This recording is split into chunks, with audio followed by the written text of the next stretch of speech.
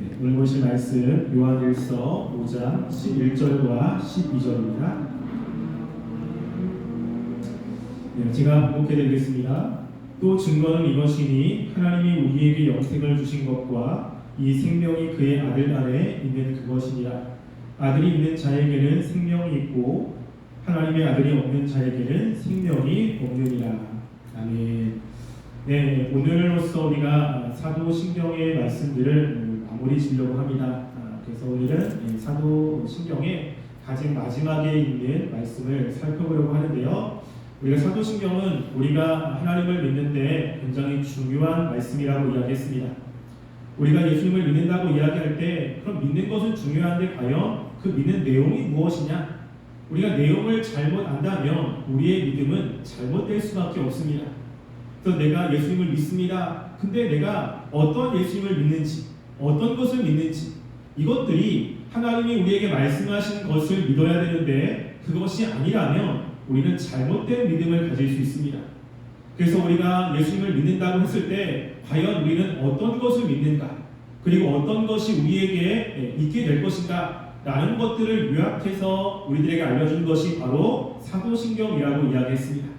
그래서 우리가 예배를 시작할 때 사도신경을 외우는데 그냥 아무런 의미 없이 그냥 외우는 것이 아니라 그 사도신경의 내용이 어떤 것인지를 좀 알고 하나님 외우고 그리고 그 내용들을 믿으며 살아가기를 원하는 마음으로 그동안 사도신경의 내용을 살펴보았습니다. 여러분들이 그동안 들었던 사도신경의 그 말씀들을 잘 기억하시고 그렇게 사도신경의 내용을 믿으며 살아가는 우리 친구들이 되었으면 좋겠습니다. 우리가 오늘은 그 마지막입니다. 사도신경의 그 마지막 내용은 영원히 사는 것을 믿사옵나이다 라고 하는 것입니다. 제가 여러분들에게 질문을 하나 드리겠습니다. 여러분은 몇 살까지 살고 싶습니까? 여러분은 얼마나 살고 싶습니까? 여러분 나름대로 이렇게 생각을 할 것입니다. 근데 많은 사람들은 죽음을 두려워합니다. 그래서 이 세상에서 죽지 않고 살기를 원하는 마음이 있습니다. 우리가 알고 있듯이 중국의 진시황은 죽기 싫어서 불로처를 구하라고 신하들에게 명령을 했습니다. 죽지 않고 영원히 사는 것, 그것을 사람들이 꿈꾸고 그것을 축복이라고 생각합니다. 그래서 일찍 죽는 것은 무엇인가 불행하다고 생각하는 생각이 우리 가운데 있는 것 같습니다. 근데 성경에 보면 이 사도신경의 가장 마지막이 무엇입니까? 영원히 사는 것이, 우리가 영원히 사는 것을 믿는다라고 이야기했을 때 그러면 우리가 영원히 산다고? 그럼 우리가 이 세상에서 죽지 않고 영원히 사는가? 라는 생각을 할 수가 있습니다. 그런데 성경에서 이야기하는 그 영원히 사는 삶이 어떤 것인지 우리는 좀 잘 알 필요가 있어요. 그냥 우리가 생각하듯이 죽지 않고 계속해서 영원토록 살아가는 것, 성경은 그런 의미에서 영원히 사는 것을 이야기하지 않습니다. 왜냐하면 예수님을 믿는 사람도 다 이 땅에서 죽음을 맞이하지 않습니까? 하나님을 믿으면 영원히 산다고 했을 때 그러면 하나님을 신실하게 믿는 사람들은 죽지 않고 계속해서 살아야 되는 거예요. 그런데 우리가 보면 하나님을 믿는 사람들, 예수님을 신실하게 믿었던 많은 사람들은 죽음을 맞이했고 지금 이 세상에 없습니다. 근데 지금 사도신경에는 영원히 사는 것을 믿는다라고 이야기를 하는 거예요. 그러면 우리가 일반적으로 생각하는 이 세상에서 영원히 사는 것과 지금 여기서 얘기하는 영원히 사는 것은 무엇인가 조금 개념이 다르다는 것을 우리는 생각을 해야 됩니다. 근데 성경에서는 이 영원히 산다는 이야기를 굉장히 많이 합니다. 우리가 성경에서 제가 영생이라는 단어를 쭉 뽑아봤어요. 영생이라는 단어를 뽑아봤는데 신약 성경에서 영생이라는 단어를 거의 60번 가까이를 씁니다. 그 중에 몇 가지를 제가 말씀드리면 마태복음 18장에 보면요 이렇게 말씀을 해요. 만일 내 손이나 내 발이 너를 범죄하게 하거든 찍어버리라. 장애인이라 다리 저는 자로 영성에 들어가는 것이 두 손과 두 발을 가지고 영원한 불에 던져지는 것보다 나음이라 라고 이야기하면서 영생에 관한 말씀을 하고 있습니다. 우리가 많이 외우고 있는 요한복음 3장 16절, 여러분 요한복음 3장 16절 외우지 않습니까? 그 말씀에도 이렇게 이야기해요. 하나님이 세상을 이처럼 사랑하사 독생자를 주셨으니 이는 그를 믿는 자마다 멸망하지 않고 영생을 얻게 하려 하심이라 라고 이야기합니다. 예수님을 믿을 때 예수님을 믿는 사람들에게 주시려고 하는 것이 뭐냐면 영생이라고 하는 거예요. 또 요한복음 3장 36절에도 이렇게 이야기합니다. 아들을 믿는 자에게는 영생이 있고 라고 이야기해요. 여러분, 하나님의 아들 예수님을 믿지 않습니까? 그럼 우리 안에 뭐가 있어요? 영생이 있다는 거예요. 그럼 우리는 죽지 않는가? 근데 죽지 않지 않거든요. 근데 지금 여기서 영생이 있다고 이야기를 합니다. 좀 이따 우리가 살펴보겠지만 요한복음 5장 24절에도 이렇게 이야기합니다. 내가 진실로 진실로 너에게 이르노니 내 말을 듣고 또 나 보내신 이를 믿는 자는 영생을 얻었고 심판에 이르지 아니하나니 사망에서 생명으로 옮겨느니라 라고 이야기합니다. 여러분, 성경을 읽다 보면은 성경에서 영생이라는 단어가 정말로 많이 나옵니다. 우리가 오늘 읽었던 본문 말씀 요한일서 5장 11절 말씀에도 그것을 이야기하잖아요. 또 증거는 이것이니 하나님이 우리에게 영생을 주신 것과 이 생명이 그의 아들 안에 있는 그것이니라 라고 이야기합니다. 여러분, 영생을 성경에서는 굉장히 많이 이야기합니다. 근데 이 영생이라는 것을 단지 우리가 영원히 사는 것이라고 하는 개념으로 이 영생을 생각하면 안 되는 것입니다. 성경에서 영생을 이야기할 때 항상 영생과 반대되는 개념을 가지고 있어요. 여러분, 단지 영원히 산다, 죽고 난 다음에 천국에서의 영생을 이야기하는데, 죽고 난 다음에 우리가 부활해서 천국에서 그냥 영원히 산다라고 생각한다면, 여러분, 예수 믿지 않는 사람들도 죽고 난 다음에 부활을 하지요. 부활한 다음에 지옥에서 영원히 사는 거예요. 그럼 지옥에서 일정 기간 살고 죽는 게 아닙니다. 만약에 10년, 20년, 때로는 30년, 100년, 1000년 살다가 죽었다라고 한다면 지옥이 그렇게 두려운 것은 아니에요. 왜냐하면 1000년 동안 버텼다가 죽을 수 있고 그 이후로는 아무런 고통을 받지 않는 그런 존재가 되기 때문에 그게 두려운 것이 아닙니다. 여러분, 지옥이 두려운 것은 무엇이냐면 지옥의 그 고통이 영원히 반복된다는 거예요. 그래서 그 고통이 끝나는 데가 없이 영원토록 그 고통을 받으며 살아가는 곳이 지옥이라고 하는 것입니다. 그러면 지옥에 들어간 사람도 영원히 삽니까? 안 삽니까? 그들도 영원히 산다는 거예요. 성경에서 이야기할 때 이 영생이라는 것은 단지 영원히 살아가는 삶의 길이를 이야기하는 것이 아닙니다. 성경에서 이 영생을 이야기할 때 대조하는 것들이 있어요. 그것을 우리가 함께 좀 살펴보겠습니다. 여러분, 로마서 6장 23절 말씀 볼까요? 이것도 아마 잘 알고 있는 말씀일 겁니다. 로마서 6장 23절 말씀.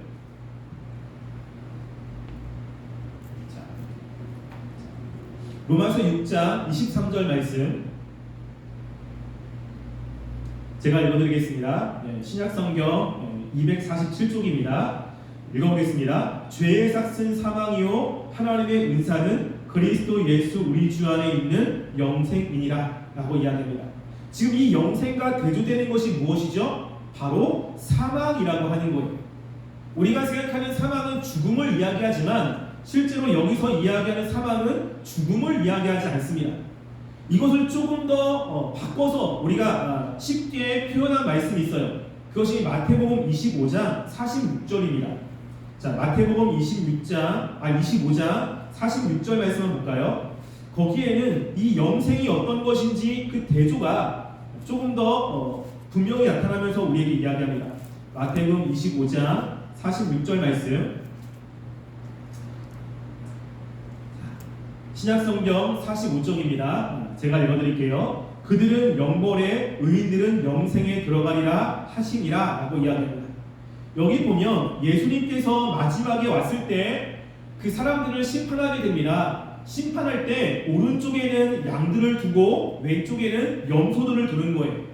오른쪽에 있는 사람들의 특징은 뭐냐면 의인이라고 하는 특징이고요. 왼쪽에 있는 사람들은 뭐냐면 죄인이라고 하는 사람들입니다. 의인들은 어디로 가냐면 의인들은 영생에 들어가고, 그리고 좌측에 있는 그 염소 죄인들은 영벌에 들어간다는 거예요. 그럼 영생과 반대되는 개념이 뭐예요? 영벌이라고 하는 것입니다.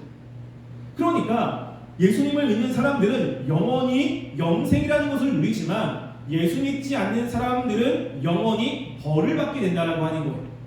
그랬다라고 하는 것은 영생이라는 개념은 시간의 개념이 아니라 질의 개념이라는 것을 우리는 알 수 있습니다.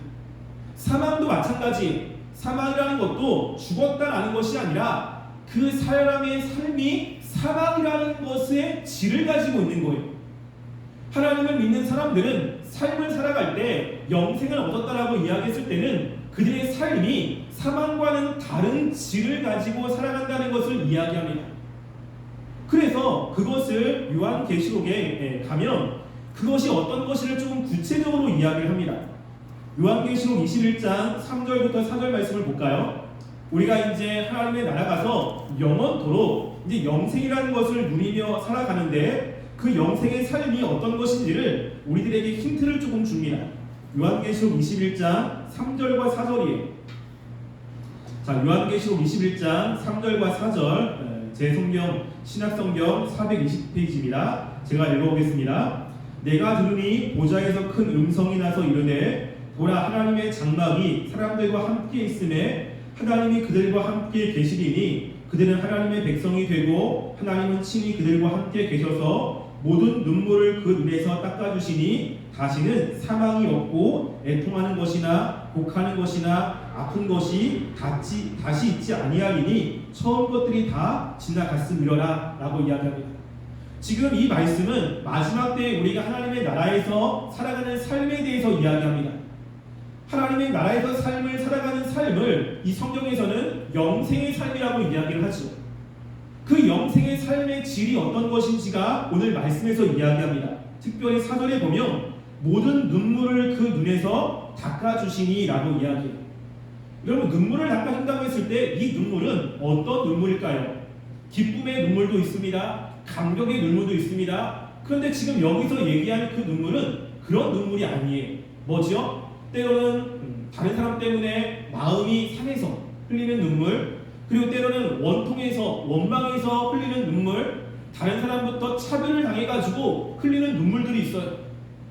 그래서 그 눈물이 너무나 마음속에 힘들고 답답함이 있는 것이죠. 그런데 그런 답답함을 예수님께서 닦아주신다는 것입니다. 뭐죠? 위로해 주신다라고 하는 거예요. 우리가 때로는 너무나 힘들 때 다른 사람을 찾아갑니다. 그래서 나 친구 때문에 힘들어. 눈물을 흘리면서 친구에게 나의 속마음을 이야기를 해요. 친구가 그래 너 힘들었구나 라고 이야기하지만 그 말이 때로는 위로가 되지 않을 때가 있습니다. 상대방이 내가 지금 힘든 그 정도를 잘 파악을 못하고 나는 너무 죽을 것 같은데 그 친구는 그렇게 생각하지 않은 거예요. 그래서 위로를 하지만 전혀 그 말이 위로가 되지 않습니다. 괜히 말했다는 생각이 들 때가 있죠. 그런데 우리가 영생이라고 하는 것을 했을 때 우리 마음에 가지고 있었던 그런 원통함, 그런 힘듦, 이런 것들의 눈물을 닦아주시면서 우리를 위로해 주신다라고 말씀을 하고 있습니다. 우리 마음에 평안함을 주시고 우리 마음에 기쁨을 주시는 것을 이야기하죠. 그를 조금 더 구체적으로 이야기합니다. 다시는 사망이 없고 애통하는 것이나 곡하는 것이나 아픈 것이 있지 않아요. 여러분, 이것이 영생입니다. 우리가 하나님 나라에서 살아가는 그 삶에는요, 사람 때문에 속상하고 내가 하고 싶은데 하지 못한 것 때문에 마음이 상하고 계획했는데 틀어져가지고 힘들고 이런 것이 없다라고 하는 거예요. 나는 사람에게 좋은 의도로 다가갔는데 그 사람이 내 마음을 몰라줘가지고 속상해. 그것 때문에 나는 되게 힘들어. 이런 것들이 없다는 것입니다. 그 삶이 그럼 어때요? 기쁘다라고 하는 거죠. 기쁘고 즐겁고 평안하고 이러한 삶을 영생이라고 이야기합니다.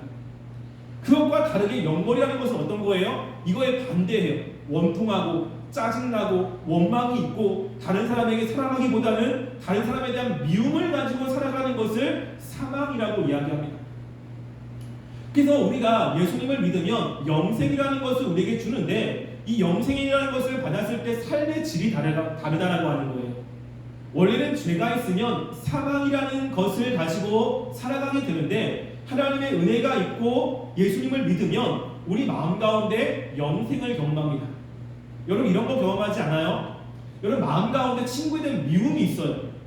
여러분, 미움을 가지고 있으면 여러분의 마음이 기쁩니까? 그 친구를 바라보면 짜증이 막 나요. 그 친구를 보면 그 친구가 나에게 했던 말들이 계속 생각이 나요. 그리고 그것 때문에 마음이 너무 상해요. 근데 그 생각을 떨쳐버리고 싶은데 계속 그 마음이 내 마음속에 없어지지 않아요. 여러분, 그러면 삶이 기쁩니까? 삶이 안 기뻐요. 맛있는 걸 먹어도 그 친구만 생각나면 짜증이 나고, 좋은 곳에 가도 그 친구가 만나면 그 좋은 것들이 눈에 들어오지 않고, 그러면 그 마음이 뭐냐면 사망의 마음이에요. 정말 죽겠는 거죠. 우리가 예수님을 믿으면 이렇게 사망이라고 하는 그 질이, 삶의 질이 영생이라고 하는 기쁨이 있고 감사함이 있고 평안함이 있는 삶의 질로 바뀐다라고 하는 것입니다. 그래서 우리가 예수님을 믿으면 예수님을 믿는 사람들의 그 모습 가운데 어떤 것이 있냐면, 다른 사람이 봤을 때 야, 지금 저 친구는 너무나 괴로워가지고 집에서 틀어박혀가지고 혼자 고민해야 되는 상황이에요. 저 친구는 지금 친구들과 저렇게 놀면서 웃는 그런 상황이 아니에요. 괴로워해야 되고 아파야 되는데, 희한하게 예수 믿는 사람은 그런 상황 속에서 마음에 기쁨도 있고 평안함도 있고 예수님 때문에 마음속에 소망도 가지며 살아가는 삶을 산다라고 하는 것입니다. 이것을 영생이라고 이야기를 하는 거예요. 이 세상에서도 우리가 천국에서 살아가는, 천국에서 경험하는 것들을 조금이라도 맛봅니다. 천국에서는 완전히 영생의 삶을 살지만, 그래서 사망이라는 것이 없지만, 이 세상에서는 영생이라는 것을 여러분들이 조금 맛보는 것들이 있어요. 어떤 거냐면, 저도 그런 것이 있는데요. 뭐냐면 우리가 너무 마음이 속상한 상태로 예배를 드려요. 그리고 마음이 힘든 상태로 하나님의 말씀을 보거나 기도를 합니다. 그런데 말씀을 보면서 그 말씀들이 믿어지기 시작하고, 그리고 그 말씀을 통해서 예수님이 나에게 했던 그 삶들이 묵상이 되기 시작하는 거예요. 그러면 아, 예수님이 나를 사랑하시는구나, 나는 힘들지만 예수님께서 나의 삶을 이끌어 주시는구나, 이런 것들이 깨달아지고 묵상이 되면 마음 가운데 힘들고 어려웠던 것들이 내려놔지고 다시 한번 힘을 얻는 일들을 경험하게 될 것입니다. 이것이 영생이라는 것을 경험하게 되는 거예요. 물론 시간이 지나면 또 사라질 수도 있습니다. 그렇지만 또다시 하나님께 나와 말씀을 듣고 또 기도도 하고 하나님의 말씀을 묵상할 때 또다시 하나님께서 내가 가지고 있는 근심과 걱정과 염려들을 다 내려놓게 하시고 하나님을 바라보며 소망을 갖게 만드는 일들이 벌어지게 되죠. 근데 갑자기 마음이 바뀌는 거예요. 그래서 슬펐는데 갑자기 마음에 기쁨이 찾아오고, 마음이 무너졌는데 다시 한번 소망을 갖게 되는 일들이 벌어지지 않습니까? 이것을 우리는 영생을 경험하고 있는 것이라고 이야기합니다. 그래서 이 영생을 어떻게 소유하게 되냐면, 성경에서 분명히 이야기합니다. 우리가 요한복음 5장 24절 말씀 볼까요? 이 영생을 우리가 어떻게 소유하게 되느냐? 요한복음 5장 24절 함께 찾아보겠습니다. 요한복음 5장 24절 말씀 제가 읽어드릴게요. 읽겠습니다. 내가 진실로 진실로 너희에게 이르노니 내 말을 듣고 또 나 보내신 이를 믿는 자는 영생을 얻었고 심판에 이르지 아니하나니 사망에서 생명으로 옮겨느니라. 네. 여기 보면 중요한 것이 있습니다. 무엇이죠? 내 말을 듣고. 중요한 것이 그거예요. 하나님의 말씀을 들어야 되는 거예요. 예수님이 하신 말씀을 듣는 것이 중요한 것입니다. 그렇게 들으면 우리가 로마서 10장 17절에서 이야기했듯이 믿음은 들음에서 나잖아요. 그렇게 말씀을 들으면 우리 마음 가운데 어떤 현상이 일어나냐면 나 보내신 이를 믿는 자는 이라고 이야기합니다. 예수님에 대한 믿음이 생기는 거예요. 그러면 영생을 경험하게 된다는 것입니다. 죽고 난 다음에 영생을 경험하는 것도 있지만 우리가 이 땅에서 영생이라는 것을 경험하는데 우리가 말씀을 듣고 그 말씀을 들으면서 예수님에 대한 믿음이 생기면 마음속에 가지고 있던 사망이라고 하는 그 삶의 질, 우리를 힘들게 만드는 생각들, 우리를 힘들게 만드는 감정들, 우리를 굉장히 괴롭게 만드는 그런 생각들이 내려놔지고 예수님을 바라보며 마음에 예수님을 통한 소망과 그리고 예수님이 우리의 마음을 위로해주는 평안함과 기쁨을 맛보게 된다는 것을 이야기를 하고 있습니다. 중요한 것이 무엇이죠? 말씀을 듣고 그 말씀을 들음을 통해서 마음속에 믿음이 생기는 사람들에게 영생을 주신다라고 이야기를 하는 거예요. 그래서 우리가 여러분들이 말씀을 듣고 그리고 말씀을 믿는 것, 이것이 굉장히 중요한 것이라는 것입니다. 또 우리가 말씀도 찾아볼까요? 로마서 말씀 찾아보겠습니다. 6장 22절 말씀. 자, 로마서 6장 22절 말씀. 거기도 보면요. 자, 제가 읽어드릴게요. 그러나 이제는 너희가 죄로부터 해방되고 하나님께 종이 되어 거룩에 이르는 열매를 맺었으니 그 마지막은 영생이니라 라고 이야기합니다. 무엇이죠? 죄로부터 해방되었어요. 죄는 우리를 굉장히 힘들게 만들거든요. 우리가 이제 1월 달에 수련을 하게 되는데 수련의 주제를 죄와 구원이라고 하는 주제를 삼았어요. 그래서 죄에 대해 쭉 살펴봤지만 이번 수련회 때 죄가 우리의 삶에 구체적으로 어떻게 역사하는지를 조금 더 자세하게 살펴보려고 합니다. 여러분, 죄가 들어가면 우리는 굉장히 힘들어요. 삶이 너무너무나 괴롭습니다. 다른 사람이 볼 때 머리도 좋고 예쁘기도 하고 그리고 다른 사람들이 누리지 못하는 많은 것들을 누리지만 죄가 들어오면요, 그것들에 만족이 없습니다. 자꾸만 불평이 생기는 거예요. 죄가 들어오면 우리의 삶을 피폐하게 만듭니다. 그런데 우리가 예수님을 믿으면 무엇이죠? 하나님의 종이 되어 거룩함에 이르는 열매를 맺는데 그것이 뭐냐면 영생이라는 것을 우리에게 준다는 것입니다. 어떨 때? 예수님을 믿고 죄로부터 해방되면 이 일이 벌어진다는 거예요. 따라서 우리가 믿고 있는 것, 우리가 예수님을 믿으면 예수님을 믿는 그 믿음은 우리에게 영생이라는 것을 주게 됩니다. 이 영생은 오래 살아가는 길이가 아니라 우리가 살아가는 삶의 질을 이야기해요. 삶이 힘들고 괴롭고 짜증나고 원망이 있는 삶이 아니라 마음에 하나님을 바라보며 기쁘고 평안하고 소망을 가지고 다른 사람들에게 사랑을 나눠줄 수 있는 여유의 마음도 갖게 되는 삶이 바로 영생이라는 것입니다. 죽고 난 이후에는 완벽한 영생을 우리가 누리겠지만 우리가 이 땅을 살아갈 때도 우리가 예수님을 믿으면 그 영생의 삶을 누리게 된다는 것입니다. 여러분들이 하나님 말씀을 듣고 예수님을 믿으면서 이 영생의 삶을 누리며 살아갔으면 좋겠습니다. 여러분들이 예수님을 믿으면서 예수님 때문에 여러분이 힘든 것들이 해소가 되고 마음의 소망과 기쁨을 가지는 삶이 되었으면 좋겠습니다. 우리가 믿고 있는 믿음에는 이러한 특권, 이러한 열매를 우리에게 주신다는 것입니다. 여러분, 영생을 소망하시고 이 영생을 얻기 위해 영생의 삶을 살기 위해 말씀을 듣고 말씀을 묵상하며 그 예수님을 믿으며 나아가는 우리 중등부 친구들이 되기를 주님의 이름으로 간절히 소원합니다.